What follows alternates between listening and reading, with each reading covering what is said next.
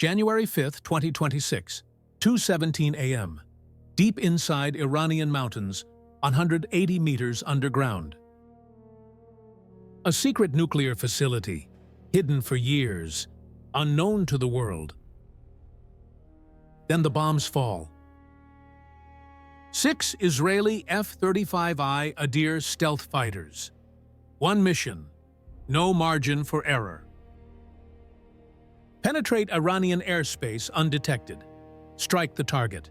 Escape alive. This is the raid the world wasn't supposed to know about. War Pulse has the classified details. The facility is codenamed Deep Garden by Israeli intelligence. Real name, Natanz 3, built to replace the original Natanz facility damaged in previous attacks. Location, Zagros Mountains, remote, isolated, perfect for secrecy. Construction began in 2019, completed in 2022, operational for 3 years. 180 meters underground, carved into solid rock. Reinforced concrete walls 6 meters thick. Iranian engineers designed it to survive anything. Conventional bombs, bunker busters, even tactical nuclear weapons. They thought it was invulnerable. They were wrong. Israeli Mossad discovered the facility 8 months ago, June 2025. A defector, an Iranian nuclear scientist, disillusioned with the regime. He provided coordinates, floor plans, security protocols, everything. Israel verified the intelligence, satellite surveillance, ground-penetrating radar. Signal intercepts confirming uranium enrichment. The facility was real, and it was active. Advanced IR-6 centrifuges, 2,400 units spinning at 90,000 RPM. Enriching uranium to 60%, just one step away from weapons-grade 90%. Israeli estimates, Iran could produce enough material for 5 nuclear weapons within 18 months. That timeline was unacceptable. Israeli Prime Minister convened the Security Cabinet, August 2025. 5-hour meeting, classified, no records. The decision was unanimous. We will not allow Iran to build nuclear weapons. We will act. Planning began immediately. War Pulse has obtained details of the operation. Operation Gideon's Sword, named after the biblical warrior. Mission objective, complete destruction of Natanz 3 facility. Target, the underground enrichment halls, the centrifuge cascades, the uranium stockpile. Method, aerial bombardment using GBU-28 bunker buster bombs. Problem, the facility is 1,600 kilometers from Israel. Round trip, 3,200 kilometers, outside the combat radius of most Israeli aircraft. Solution, F-35I Adir, Israel's most advanced fighter. Stealth, long range with aerial refueling, precision strike capability. But even F-35s have limits. 6 aircraft selected, 2 carrying GBU-28 bombs each, 4 providing escort and electronic warfare support. Each GBU-28 weighs 5,000 pounds, designed to penetrate 30 meters of reinforced concrete. Or 180 meters of rock. The physics work, the calculations check out. But no one has ever tried it at this depth. This is experimental, untested. The pilots know the risks. Comment if you'd take this mission. Mission planning takes 3 months. Flight routes, refueling points, radar coverage analysis. Iranian air defenses are formidable. Russian-made S-300 systems, upgraded S-400s protecting key sites. Overlapping radar coverage across the country. Plus Iranian domestically produced Bavar 373 systems. Any conventional aircraft would be detected and engaged. But F-35s aren't conventional. Radar cross-section smaller than a bird. Advanced electronic countermeasures. Designed specifically for penetrating integrated air defense systems. The mission is possible, barely. Timing is critical. New moon, maximum darkness, January 5th, 2026. Weather forecast, clear skies over target area, minimal winds. Perfect conditions. The strike package launches from Nevatim Air Base at 11:43 p.m., January 4th. 6 F-35I Adir fighters.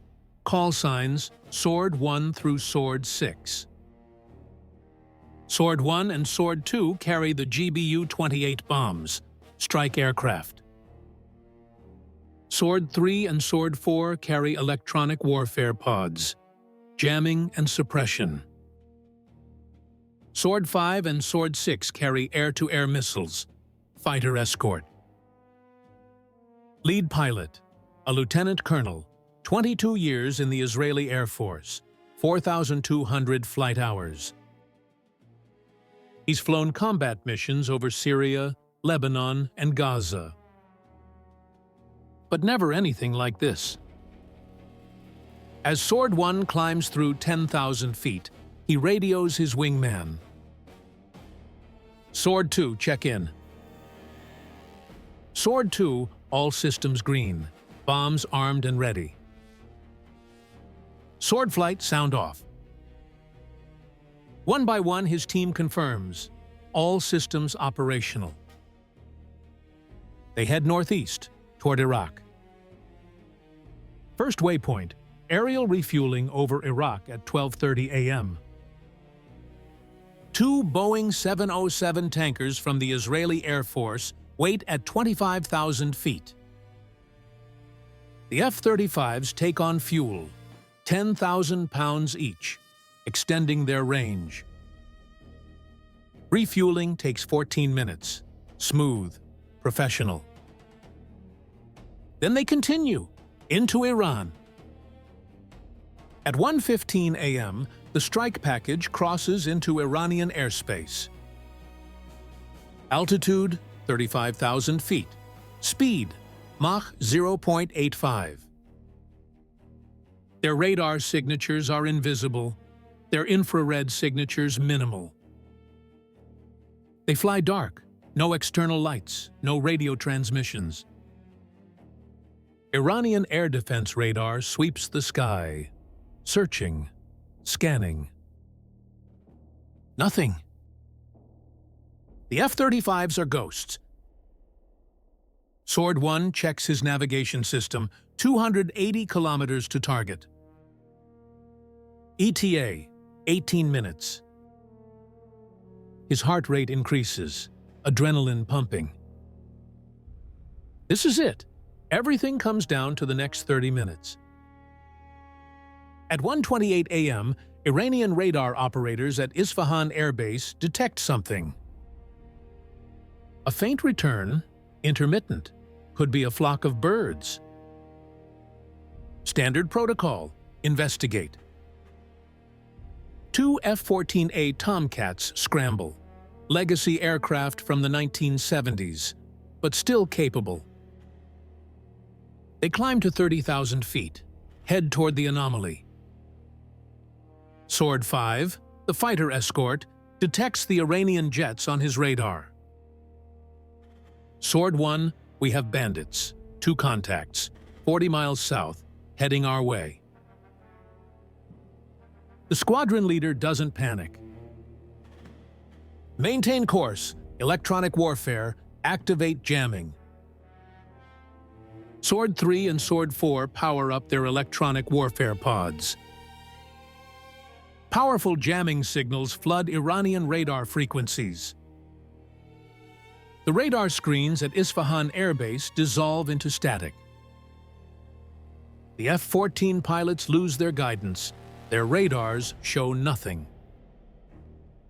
They search blindly for 12 minutes, then give up. Returning to base, false alarm. The Israeli strike package continues undetected. War Pulse confirms stealth technology works. At 1:33 a.m., the strike aircraft begin their descent. From 35,000 feet to 15,000 feet. The target is in a valley, surrounded by mountains. Precision matters. Any miscalculation and the bombs miss. Sword 1 and Sword 2 arm their weapons. GBU-28 bombs, laser-guided, INS GPS navigation, accuracy within 3 meters. Target coordinates locked in. Final systems check. The lead pilot's hands grip the controls, steady, focused. At 2:17 a.m., the first bomb releases. 5,000 pounds of high explosive, dropping toward the mountain. 3 seconds later, Sword 2 releases his first bomb. Then the second bombs from both aircraft. 4 GBU-28 bunker busters, 20,000 pounds of precision death. The bombs fall for 43 seconds. Computer-guided, laser-corrected, perfect trajectory. They impact the mountain surface at terminal velocity. Then penetrate. Through rock, through stone, burrowing deep. At 180 meters depth, the fuses activate. Simultaneous detonation. The explosions are catastrophic. 4 5,000-pound bombs exploding underground creates a seismic shockwave. Magnitude 4.2 earthquake recorded 80 kilometers away. Inside the facility, the world ends. Wait for what happens inside Deep Garden. Shocking. The enrichment hall is 400 meters long, 60 meters wide, 12 meters high. Packed with 2,400 IR-6 centrifuges, each one spinning at 90,000 RPM. Uranium hexafluoride gas flowing through the cascades. 37 nuclear scientists and technicians on night shift duty. At 2:17:43 a.m., they feel the first explosion. The floor shakes violently. Lights flicker, alarm klaxons blare. One scientist looks up. What was? The second explosion cuts him off. The ceiling cracks. Massive concrete panels break loose. Then the third and fourth explosions. The mountain collapses. 180 meters of solid rock falls onto the facility. The reinforced concrete roof designed to withstand conventional weapons fails instantly. Centrifuges explode. Uranium hexafluoride gas releases, highly toxic. The scientists have no chance. 37 killed instantly, crushed by falling debris, or asphyxiated by toxic gas. Another 89 are trapped inside chambers, buried alive. The enrichment hall is destroyed, completely. 2,400 centrifuges turned into twisted metal. Years of work, billions of dollars, gone in 3 minutes. Above ground, the mountain shows a massive collapse zone. A crater 80 meters wide, 40 meters deep. Dust clouds billow into the night sky, visible from space. Iranian air defense finally reacts. But it's too late. By 2:18 a.m., the Israeli strike package is already aggressing. Climbing, accelerating, heading west. S-300 batteries at Natanz finally activate. Radar sweeps the sky. 3 missiles launch, but they're targeting ghosts. The F-35s deploy countermeasures. Chaff, flares. The missiles lock onto decoys, explode harmlessly. Sword flight is untouched. They exit Iranian airspace at 2:39 a.m. Total time inside Iran, 84 minutes. Mission accomplished, 0 casualties.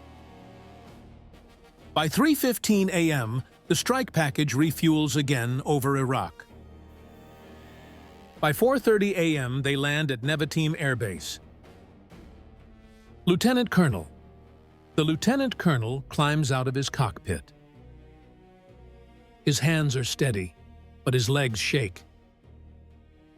Ground crew chief. How did it go, sir? The pilot. We just changed the Middle East. Who wins this conflict? A. Israel dominates. B. Iran retaliates successfully. C. Regional war erupts. Iranian government response is delayed.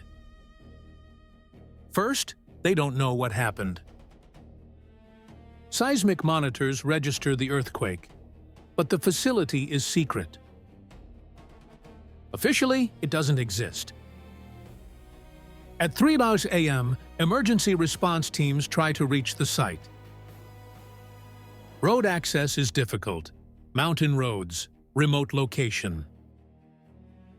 They arrive at 4:30 a.m. What they find shocks them. The entrance to the facility is buried, gone. Massive rockfall, impossible to dig through. Rescue operations begin immediately, but hope is minimal. By 6:30 a.m., Iranian leadership is briefed. President Raisi, Supreme Leader Khamenei, Revolutionary Guard commanders. The facility is destroyed, 37 confirmed dead, 89 missing, presumed dead. Total casualties, 126. $3.7 billion facility, 7 years of construction, 3 years of operation. Wiped out in 3 minutes. The Supreme Leader's response is immediate. This is an act of war. Israel will pay the ultimate price. But publicly, they can't mention the nuclear facility. At 6:30 a.m., Iranian state television broadcasts a statement. A Zionist terrorist attack struck a civilian industrial complex in central Iran.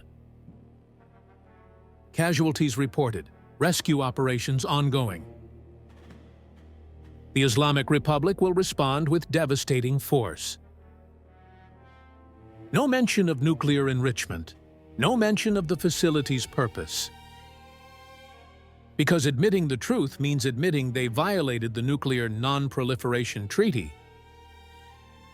Tehran is trapped by their own secrecy. Pentagon officials watch satellite imagery in real time. They know exactly what happened. The crater is visible. The destruction is complete. But officially, they say nothing. U.S. State Department. We are monitoring reports from Iran. We call for restraint from all parties. Translation. We know Israel did it. We're not stopping them. War Pulse military analysts break down Iran's response options. Revolutionary Guard commanders meet in emergency session. 3 options debated. Option 1, massive missile barrage on Israeli cities. Iran has 3,000 ballistic missiles, various ranges. Some reach 2,000 kilometers. Targets: Tel Aviv, Haifa, Jerusalem, Dimona nuclear facility. Estimated impact: if 30% get through Israeli defenses, casualties could reach 10,000 to 50,000. Israel's Iron Dome, David's Sling, and Arrow 3 systems can intercept many. But not all. Probability of this option, 40%. Option 2, activate Hezbollah in Lebanon. 150,000 rockets and missiles aimed at northern Israel. Simultaneous launch overwhelms Israeli air defenses. Ground invasion through southern Lebanon. Iranian-backed militias. Hezbollah special forces. Full-scale war on Israel's northern border. Estimated casualties: thousands on both sides. Potential Israeli ground invasion of Lebanon. Probability: 35%. Option 3, strike U.S. assets in the Middle East. Military bases in Iraq, Syria, Qatar, Bahrain. Iranian-backed militias, ballistic missiles, drone swarms. Drag America into the fight. Force a regional war that benefits Iran strategically. Probability: 25%. According to military sources, all 3 options are being prepared simultaneously. The question is timing, not if, but when. Justified strike or war crime? Comment J for justified, W for war crime. 48 hours after the strike, Iran makes its first move. Not missiles, not Hezbollah, asymmetric warfare. Cyber attack. January 7th, 3 a.m., Israeli power grid hit by sophisticated malware. 3 major cities experience rolling blackouts: Tel Aviv, Haifa, Beersheba. Power restored through backup systems, but the grid is damaged. Banking networks disrupted, ATMs offline, payment systems down. Cellular networks jammed in strategic locations. This is Iran's opening move. They can't match Israel's military power, but they can fight in cyberspace. Israeli National Cyber Directorate works around the clock. Power fully restored in 11 hours. But the vulnerability is exposed. Next comes the proxy war. January 8th, Hezbollah launches 400 rockets into northern Israel over 24 hours. Not the full arsenal, just a warning shot. Iron Dome intercepts 340 rockets, 90% success rate. But 60 get through. They hit Kiryat Shmona, Metula, several northern kibbutzim. Damage: $47 million. Casualties: 14 dead, 89 injured. Israeli Air Force responds within hours. F-16s strike 23 Hezbollah launch sites in southern Lebanon. Precision strikes: weapons depots destroyed, launchers eliminated. Collateral damage: 8 Lebanese civilians killed. The cycle begins. Hezbollah fires more rockets. Israel strikes more targets. Escalation ladder climbs. Meanwhile, Iranian-backed militias in Iraq attack 2 U.S. military bases. Al-Asad Air Base, hit by 12 drones, 8 intercepted, 4 get through. Minor damage, no American casualties. But the message is clear. Iran is widening the conflict, pulling in everyone.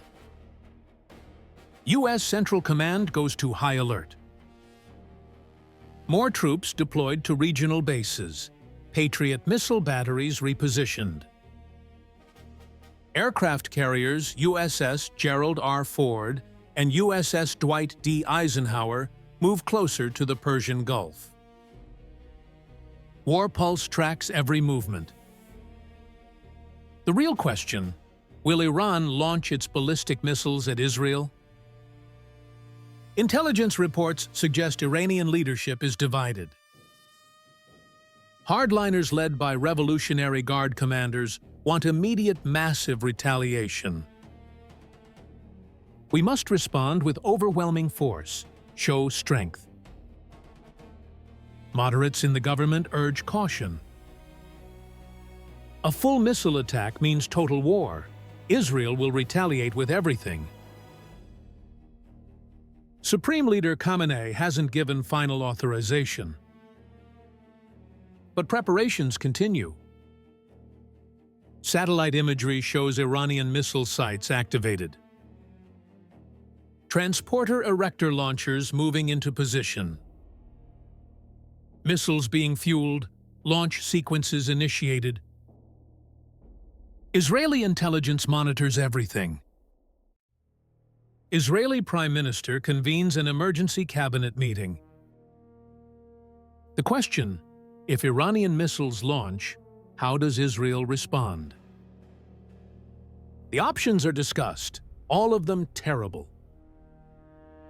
Conventional retaliation, nuclear option, preemptive strike on Iranian launch sites. No good choices, only bad and worse. Drop your prediction. Does Iran launch missiles? A. Yes, full barrage. B. Limited strike. C. Holds back. 5 days after the strike, the situation remains critical. Iran hasn't launched yet, but they could at any moment. Israeli reservists remain mobilized, 360,000 soldiers on active duty. Iron Dome batteries at maximum readiness, Arrow 3 interceptors ready. F-15 and F-16 squadrons on continuous alert. Pilots sleep in their cockpits. The entire nation is on war footing. Hezbollah continues limited rocket attacks, 50-100 rockets per day. Enough to cause damage, not enough to trigger full Israeli invasion. Calibrated escalation, probing boundaries. Iranian proxies in Syria and Iraq launch sporadic drone attacks. Mostly intercepted, minimal damage. But the intent is clear: keep pressure on Israel and the U.S. Global diplomatic efforts intensify. U.S. Secretary of State flies to Tel Aviv for emergency talks. De-escalation is critical, but Israel has the right to defend itself against nuclear threats. Russian Foreign Minister flies to Tehran. We support Iran's sovereignty and right to nuclear energy for peaceful purposes, but restraint is necessary. Translation: don't start a war we can't control. China issues a statement. All parties must avoid further escalation. Dialogue is the only path forward. But words don't stop wars. The strike on Deep Garden accomplished its strategic objective. Iran's nuclear program is crippled, years of progress destroyed. Israeli intelligence estimates 18 to 24 months to rebuild the facility. If they can rebuild at all. The technical expertise lost, 37 nuclear scientists killed, many more demoralized. The equipment buried, 2,400 centrifuges gone, replacement parts difficult to obtain due to sanctions. The uranium stockpile, possibly contaminated, possibly lost under rubble. This was a devastating blow. But the cost may be regional war. War Pulse sources inside Tehran report unprecedented military mobilization. Regular Army, Revolutionary Guard, Basiji militia. Over 500,000 troops preparing for potential conflict. Iranian naval forces in the Persian Gulf increase patrols. Threats to close the Strait of Hormuz. 20% of global oil passes through that strait daily. Closure means economic catastrophe. Oil prices spiked 18% since the strike. $92 per barrel to $108 per barrel. Global stock markets volatile. Energy sector uncertainty. This affects everyone, not just Israel and Iran. European Union calls for emergency meeting. They import oil from the Middle East. They need stability. UN Security Council convenes, but achieves nothing. US and Israel veto any condemnation resolution. Russia and China veto any support for Israeli actions. Diplomatic stalemate. The world watches and waits. Iran's decision will shape the next decade. Launch missiles? Total war. Thousands dead. Regional devastation. Hold back? Perceived weakness. Domestic political crisis. Limited strike? Middle ground. But risks spiral. There are no good options. The strike proves Israel's military superiority. Penetrate hostile airspace. Evade advanced air defenses. Destroy hardened underground target. Textbook special operation. Tactical perfection. But strategic success doesn't prevent war. Sometimes it accelerates it. Iran feels humiliated, exposed, vulnerable. That makes them dangerous. Desperate regimes do desperate things. The Middle East stands on the edge of total war. One decision, one launch, one miscalculation. And everything explodes. Could this become World War III? Is Israel justified under international law? What happens next? War Pulse will monitor every development. Because this story isn't over. It's just beginning. 6 F-35s, 4 bombs, 3 minutes. Change the Middle East forever. Subscribe to War Pulse, where real conflicts meet real coverage. Military operations the world doesn't see until we show them. Real conflicts, real consequences, real coverage. Deep Garden is destroyed. But the war may just be starting.